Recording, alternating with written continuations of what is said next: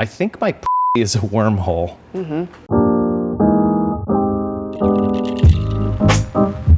Hey everybody, it's 11:47 and that means I'm at the bar with my friend Zoe Lister-Jones. Hi Zoe. Hi. What do you do when you're drinking at this time of day usually? What do you like to drink?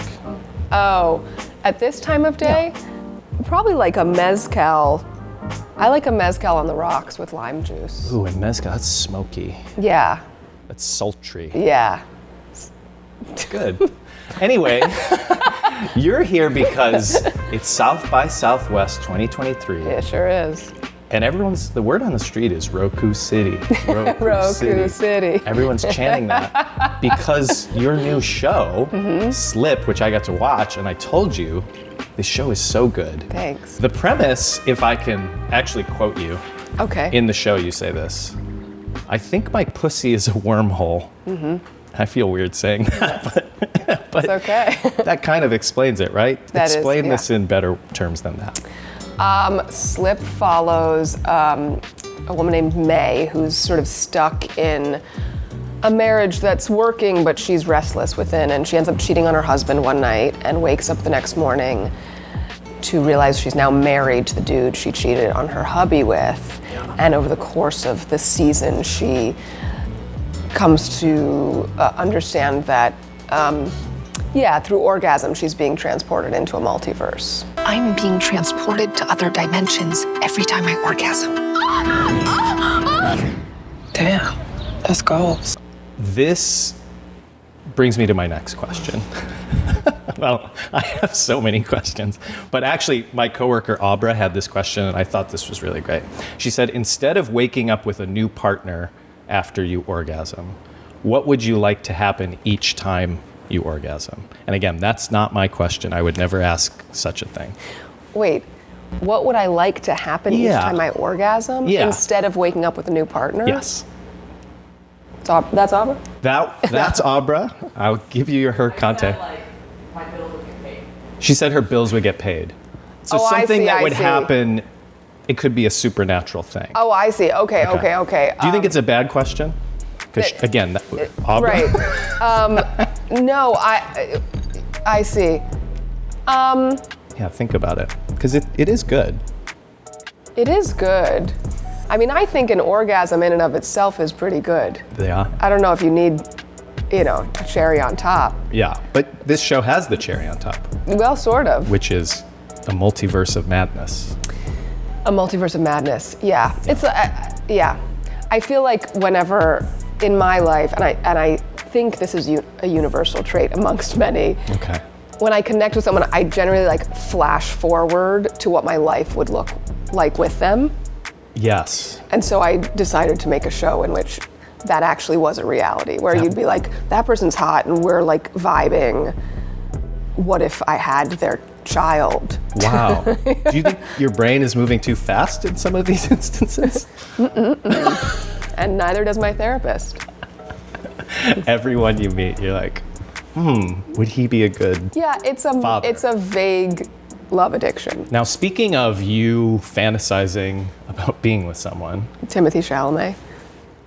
I'm also psychic. You brought him up in the show again. Yeah. And this has been, I've seen articles from literally 6 years ago. Yeah. Saying that you had a Timothée Chalamet obsession. Yeah. Now you're bringing him up again? I think this has to be the last time. This interview? Yeah. Do you think you're Chalamet out? There's a Chalamet embargo. I think I'm concerned for him. I am too. Yeah. And I think it's enough. I think my feelings haven't changed. Right. But I think I just need to be less vocal about them. Okay. That might fester and grow into something worse though. So maybe it's good you have a release valve every so often. Every single piece of work I make. Yeah. Yeah. What is it about him? I mean, because I think I feel it too. Yeah. Well, I wouldn't trust you if you didn't. It's his eyes, right? Yeah, it's just it's his vibrations. Wow. They're good. Oh my gosh. He's got those good vibrations. Listen, Timmy, I just want to say, if he's watching, I'm sorry. TheCHIVE, are you kidding? That's his favorite Timmy? news outlet. Okay, yes. News, yes. Wait, Yeah, talk if to you're him. watching, Okay. I'd like to formally apologize for my inappropriate behavior. See, this is a new angle. I think this will work for being viral. Okay. Right? Because Yeah. before it's like, Timmy, talk to me. Right. You met him at that party I saw. Yeah. Have you met him again? Yeah. Oh my God. I am worried about this guy. You shouldn't be. But he's fine. good. His work is good. His work's incredible. What would you cast him in your next project? Besides your love interest. Not my Oh. lover. Never my lover. There is a quote in the show. It's early, I think it's episode 1, where you talk about don't wear sandals at the pool, just go barefoot. Yeah. Is this a belief you have, and why do you feel this way? No, I think that's endangering people, because what if there's glass or rocks? I think there's room for men's toes in the fashion landscape. Interesting. A flip-flop for me is a no-go zone. Interesting. Now I'm wondering if the clickbait title is about men's toes being in the fashion landscape, or if it's Timothée Chalamet. I hope it's the toe thing. Or maybe we combine them. Well, I say that if Chalamet wore a TiVo, we'd all be okay with a man in a sandal. And I stand by that. It's full circle. Zoe, you wrote and directed this show, and you have to basically have sex scenes with like a bunch of different people throughout. Yeah.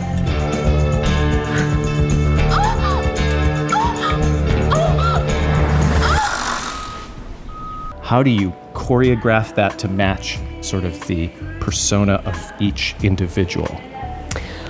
Well, I mean, the show's sort of devised so that the centerpiece of each episode is an orgasm. So I wanted to distinguish each sex scene visually in some ways. And that was a really fun challenge.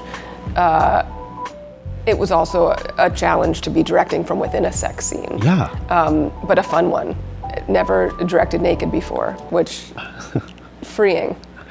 I would be scared No, it felt good.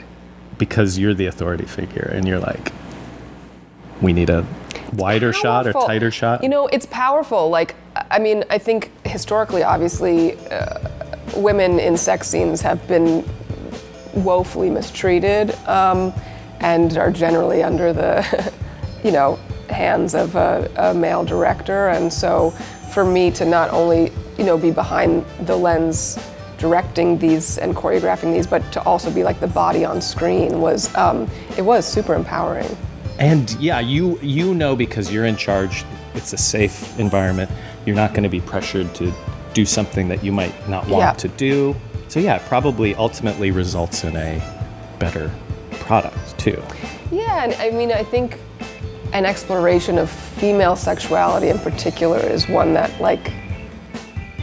is important to me to portray on screen in a way that feels sensual, but also new, fresh, not through a grody gaze. Don't look at me when you say that. I never. Sorry. I have a grody gaze, but I didn't think we would talk about it here today. Zoe, this has been really fun. Yeah. You think? Uh-huh. Oh, good, because I'm always afraid people don't like me that much. Do you think I'm mad at you? No. Oh. I just didn't know if you were cool with me or not. Because Yeah, it's hard for me to ask about an orgasm or something. Or It didn't seem that hard. good. Yeah. Then I'm a good actor too. Yeah. Yeah. Well, thank you. And Thank you. I swear, I think this show is so good. Thank you so much. Okay, Roku. The It's Roku easy. Channel. Google it. It's so easy. April 21st.